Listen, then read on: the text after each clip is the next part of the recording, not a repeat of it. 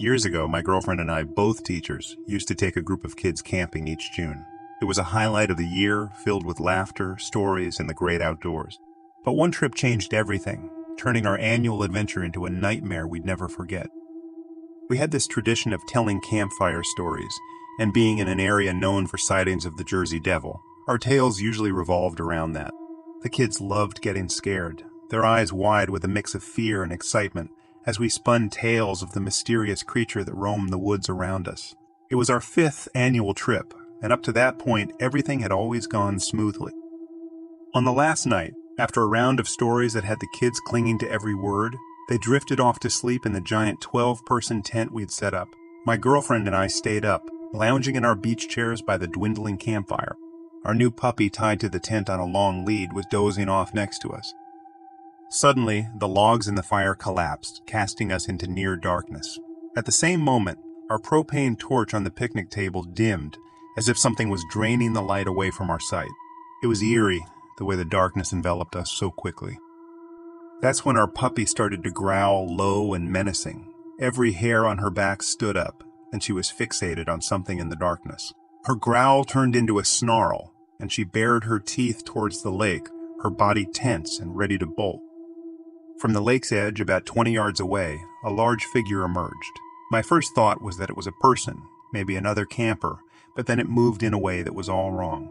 It bent over and started running on all fours, but it wasn't like any animal I'd ever seen. The back end was higher than the front, and it moved with a strange, loping gait. It wasn't a bear, a dog, or a deer. It was something else, something unrecognizable. Panic surged through me. I leaped up, sprinting to my car and turning on the headlights. The bright lights flooded our campsite, but there was no sign of the creature. Just our tent, the picnic table, and the surrounding woods, as if nothing had happened. I told my girlfriend we had to leave, that it wasn't safe. But she was the braver of us two. She convinced me to stay, arguing that it could have been a trick of the light or our imaginations running wild after all those stories. We eventually settled back down, but I couldn't shake the feeling of unease. I lay by the tent opening, clutching a large butter knife, my eyes scanning the darkness for any sign of movement. Sleep was impossible. Every rustle in the woods, every snap of a twig, set my heart racing. The night dragged on, an endless stretch of anxiety and fear. The creature didn't reappear, but the feeling that we were being watched never left me. As dawn broke, I felt a mix of relief and unease. We had made it through the night, but the memory of what I saw lingered. We packed up as soon as the first light filtered through the trees, the excitement of the trip replaced by a desperate need to leave. The kids were none the wiser, chattering excitedly about the next year's trip as we headed back to civilization. But for me, the wilderness had lost its allure. I've never been able to explain what I saw that night. It wasn't a man or any animal I know of. It was something else, something that didn't belong in our world. We never went back to that campground, and I haven't been camping since.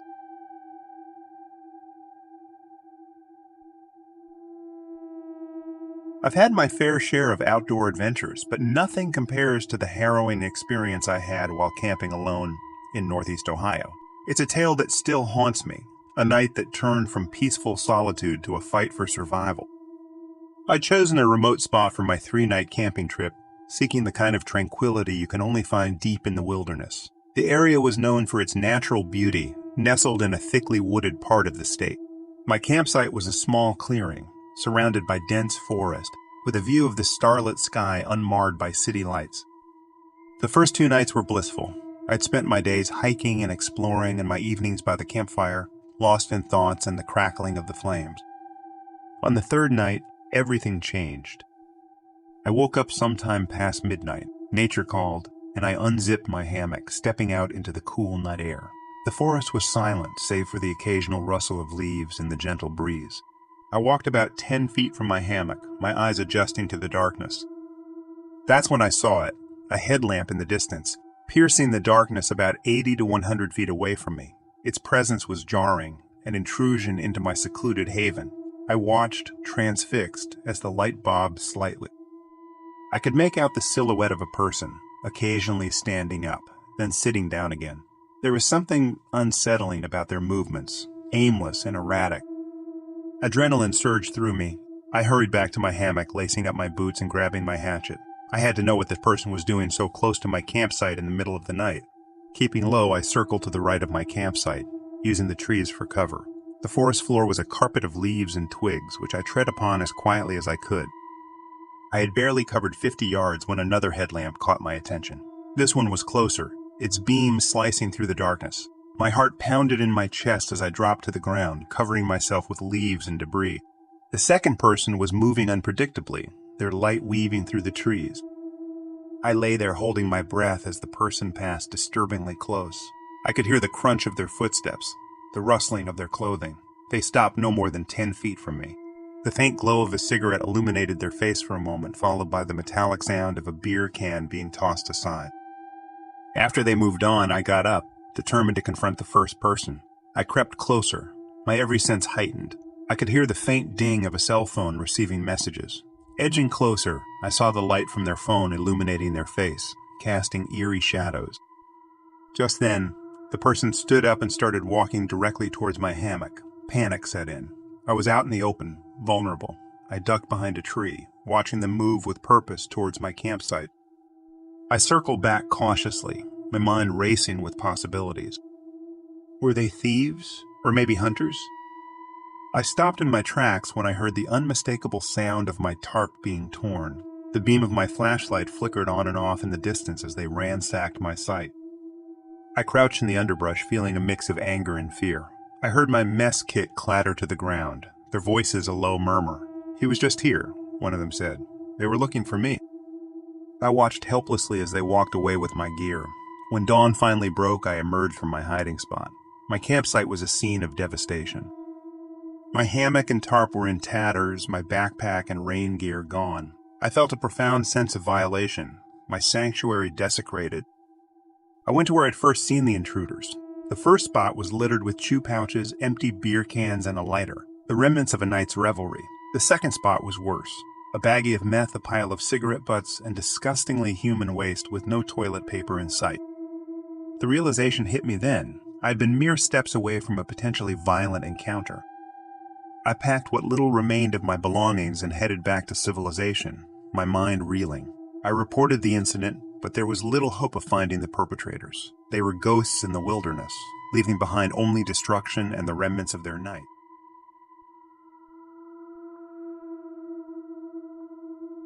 My husband and I went camping at Rock Island in Wisconsin, a place as beautiful as it is steeped in history and, as we discovered, mystery.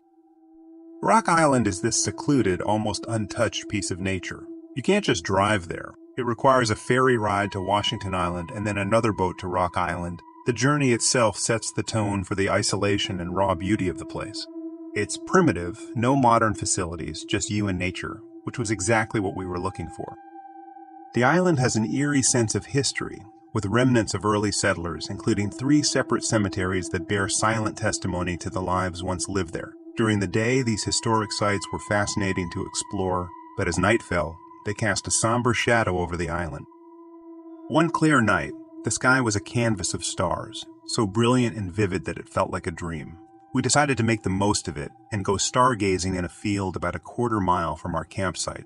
To get there, we had to walk past one of the cemeteries, which in the daylight was interesting, but at night, it took on a more ominous feel. Halfway to the field, a thick fog began to roll in from nowhere. It was surreal how quickly it enveloped the surroundings, turning the familiar path into a scene from a ghost story. We hesitated but decided to push on, not wanting to miss out on the starry spectacle. That's when I saw it, a pair of glowing eyes in the distance. My heart skipped a beat. I grabbed my husband's arm, pointing out the eerie sight. He flashed his light towards it, and that's when more eyes appeared, 3 or 4 sets, all glowing in the darkness. Panic took over. Rational thought gave way to primal fear.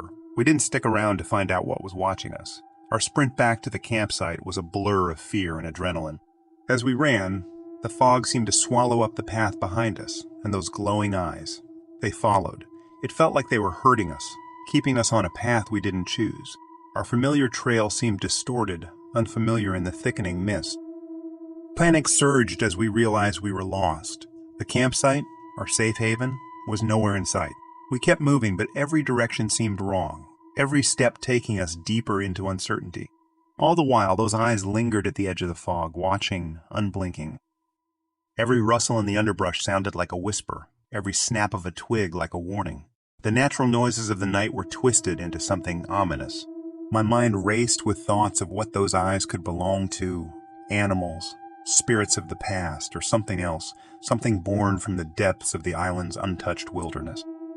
Finally, after what felt like hours, we stumbled upon our tent. It was a sight more beautiful than any starry sky. We dove inside, zipping it up with shaking hands. Safe in our nylon cocoon, we listened to the sounds of the night, now fraught with terror.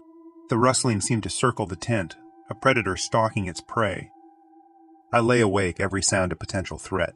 The soft brush of the fog against the tent fabric sounded like fingertips. The wind's howl like a distant scream. Sleep was an impossibility. The fear too raw, too visceral. Morning couldn't come soon enough. As the first light filtered through the fabric of our tent, we emerged to a world transformed. The fog had lifted, and the island was serene, almost mocking in its tranquility. The nightmare of the night felt like a distant memory, yet the fear lingered. We packed up in record time, the desire to leave the island overpowering our love for camping. As we left, I couldn't help but look over my shoulder, half expecting to see those glowing eyes one last time. But there was nothing, only the quiet beauty of Rock Island.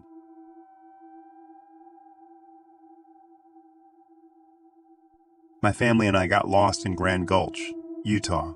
It was supposed to be an adventurous 5-day hiking trip, but it turned into a struggle for survival. We were on the last leg of our trip, exiting the canyon.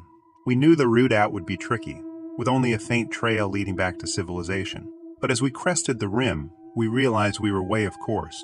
The landscape stretched before us, an endless expanse of desert, with no clear path in sight. Determined to find our way back, we started walking in the general direction we needed to go, conserving water and trying not to panic. The water pockets we relied on in the canyon were now far behind us, and the desert sun showed no mercy. That night, we huddled under a pinyon pine, sharing our last power bars. I remember looking up at the stars, feeling so small and vulnerable in the vast, open desert. Sleep was fitful, filled with dreams of water and a fear of what might happen if we didn't find our way back. The next morning, we set out again, our throats parched, our spirits low. After a few grueling miles, we stumbled upon a faint road. Relief washed over us. This road was our lifeline, leading to the shuttle bike we had stashed for the final leg of our journey. As we followed the road, it became more pronounced, and our hope grew. Finally, we reached the bike cache. My stepdad quickly hopped on, ready to ride to our van and bring it back for us. That's when the rain started. At first, it was a blessing. We opened our mouths to the sky, drinking in the rain, grateful for the respite from our thirst. But the rain didn't stop. It turned into a downpour, transforming the dry desert into a muddy quagmire. We trudged through the muck, wondering where our ride was. Time seemed to stretch on endlessly. Reaching the primitive parking lot where our van was parked, we saw my stepdad in a frantic struggle with the van. The battery was dead. He had ridden through the thick mud for miles, only to find the van wouldn't start. I remember the look of exhaustion and desperation on his face, a mirror of our own feelings. With no other option, he set off again on the bike, pedaling another 6 miles to the highway to flag down help. My parents and I waited in the empty parking lot, feeling utterly alone and helpless. The rain continued to pour, a relentless torrent that seemed to mock our plight. Eventually, a ranger found my stepdad and came to our rescue. The ranger towed our van and took us to Blanding, Utah, where we finally got the van running again. I'll never forget the relief I felt sitting in the back of that ranger's vehicle, watching the rain-soaked desert pass by. For an 11-year-old, the ordeal felt like an eternity, a test of survival I wasn't prepared for. The experience left a lasting impression on me, a respect for the unforgiving nature of the wilderness, and a reminder of how quickly adventure can turn into a nightmare. Click on this next video if you enjoyed for more content like this, and subscribe if you haven't already. It really helps the channel.